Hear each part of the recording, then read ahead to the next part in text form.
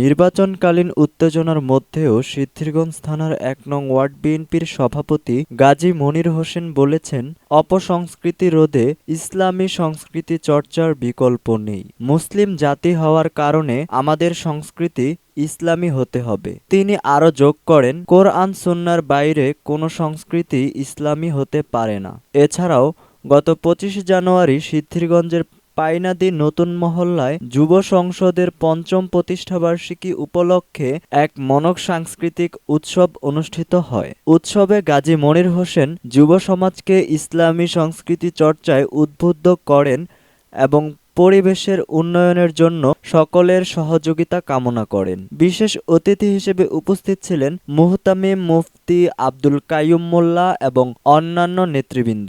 সাংস্কৃতিক উৎসবে ইসলামী গান, আবৃত্তি ও অভিনয়ের মাধ্যমে মুসলিম ঐতিহ্যকে স্মরণ করা হয়। এটি ছিল এক সাংস্কৃতিক আয়োজন যা সমাজের মধ্যে নৈতিকতা এবং শিষ্টাচারের বিকাশে গুরুত্বপূর্ণ ভূমিকা রাখে।